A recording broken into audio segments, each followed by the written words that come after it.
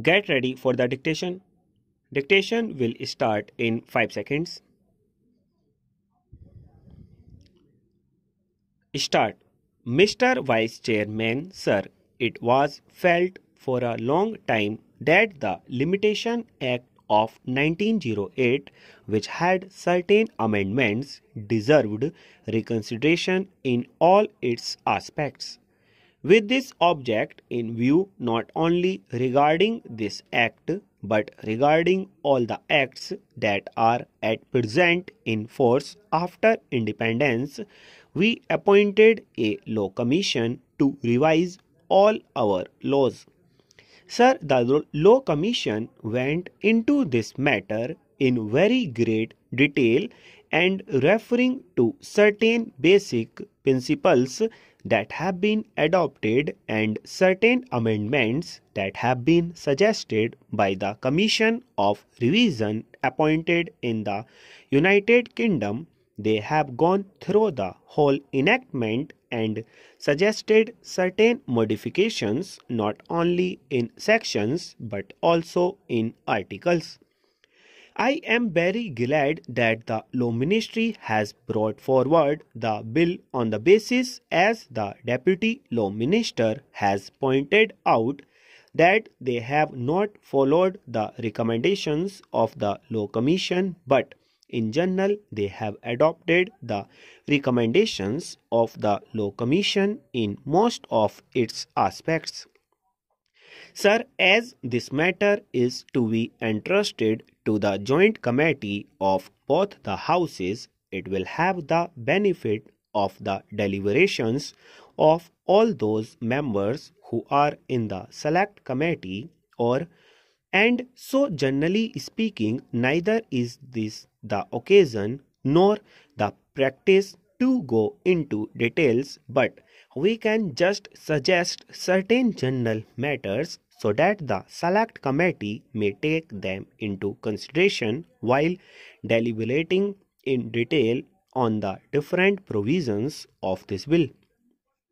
Sir, in view of my experience as a lawyer, I feel that the law of limitation is a procedural matter except in certain sections where it confers definite rights on account of possession or certain other matters.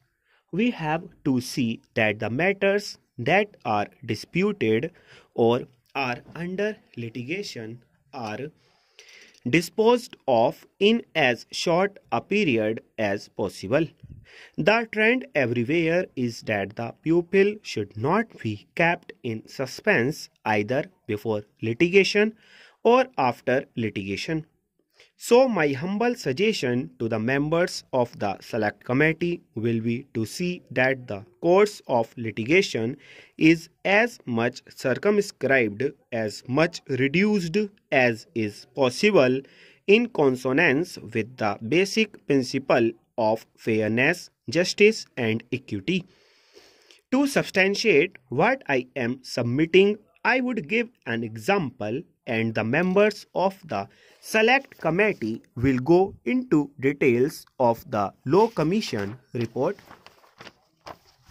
So far as matters relating to trustees to whom the property has been entrusted, or in case of disability as minors or insane persons and similar cases are concerned, of course, we will have to take all necessary precautions, and if necessary, we can extend the time so that these persons who are suffering under any disability should not in the long run suffer on the account of the provisions of the Limitation Act. That is one of the fundamental things which I hope the select committee will bear in mind. Apart from these two considerations, the other consideration that I will place before the select committee is relating to property, whether it is on the basis of contract or otherwise. I am glad that they are trying to very much simplify things by including by including definite categories into a simple form. Similarly, by including petitions in applications, they are trying to cover up a bigger scope, and all these details I need not go into at this stage, but I would request that they get the time reduced rather than extend it. For instance, in money matters, instead of 3 years, I would be happy if it is a case of 1 year. In matters of land, of course, those days when there were big jamindars, big talukdars or jagirdars were different. Now the whole trend has changed.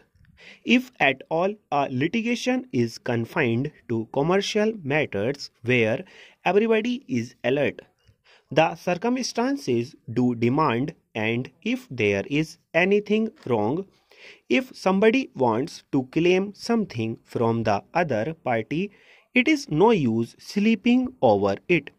So, the period of limitation should be considered in all these matters from this angle, that so far as possible let the litigation be introduced or let the suit be filed as early as possible, and accordingly the disposal could also be done.